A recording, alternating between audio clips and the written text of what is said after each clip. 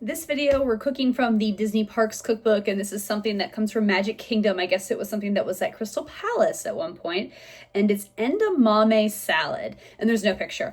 I have to laugh every time I see edamame. I always think the episode of of Bluey with Bingo, where they were trying to get her to try edamame, and she was like, "Enda what?" Like, she didn't know what it was called. It was really cute. I thought it was funny, but anyway, I don't know if I've actually had edamame too often. I think I've had it sometimes in things, like in stir fries or, soups and things like that. So it'd be kind of interesting to try it as the kind of the main star of this dish. Okay, so the first step is I have some water here in the stove with salt in it. I'm going to let that bring to a boil. Then I'm going to add my edamame. And side note, most places only have frozen edamame, but I actually found non-frozen or more of a fresher edamame here at Trader Joe's.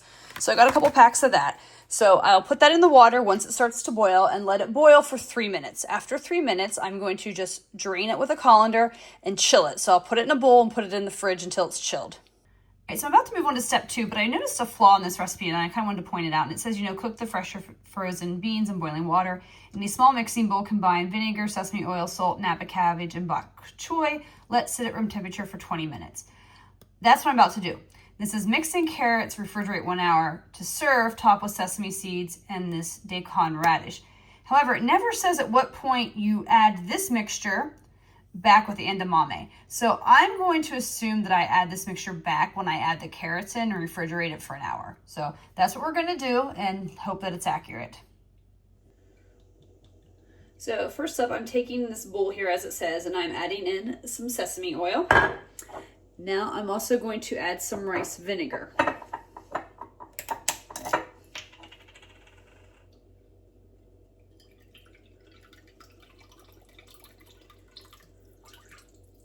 Now I'm getting ready to add some salt to this, and it says to use a coarse salt, so I'm using a kosher salt because it tends to be, you can see it here, tends to be a little bit bigger.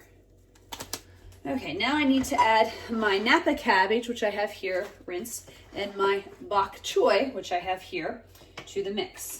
I'm going to dice those real quick, and I have to be honest, I'm only so-so on bok choy. I have it sometimes in dishes, especially when we go to certain Japanese restaurants and stuff. I've had it there. First time I'm really cooking with it. I'm only kind of so-so on it, so we'll see what this is like. I'm trying to cut it based on some ways I read online, based on leaf size. So I cut the root off, cut this in half. Now I'm going to go through and cut. And I only need I think half a cup of this, so I don't need a ton.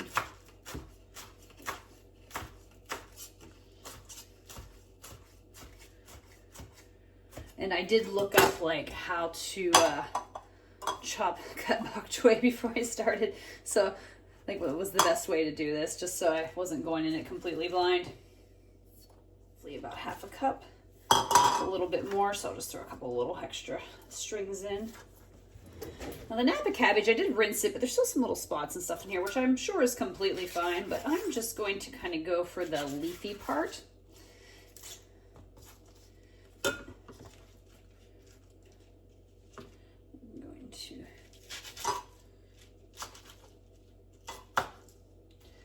I'm going to chop this.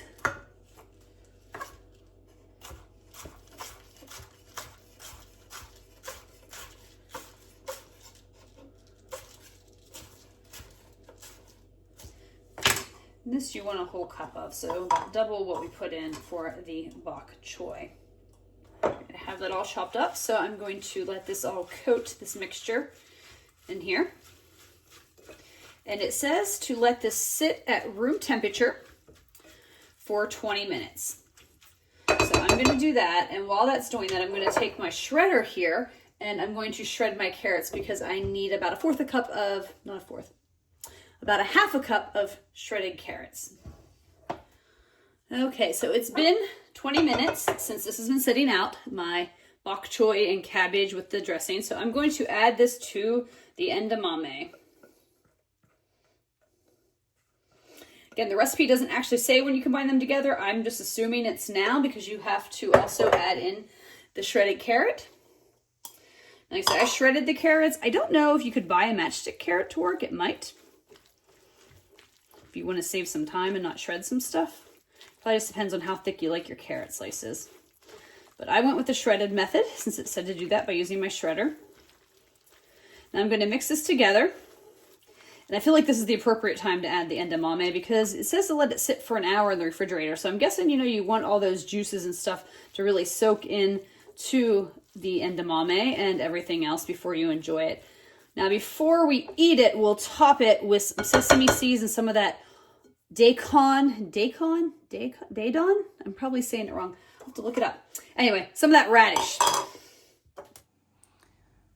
If anybody is wondering what a white daikon radish looks like, it, you know, kind of is like this long, big radish. This is probably way bigger than I need. But anyway, I'm going to trim this up and shred it to use as a topping. And it does say that a regular red radish is not a good substitute for this. So I guess my thought is if you cannot find a white radish, maybe just skip that part. But I guess we'll see on the taste test. So here is the edamame salad with the black sesame seed and the white radish kind of sprinkled on top. I will say that white radish was very juicy. It kind of reminded me more of a fruit. I guess, is radish a fruit? Now I gotta look that up. Anyway, about time to taste test it. Taste test time on the salad. I got a little bit of everything on my fork here. So here goes nothing.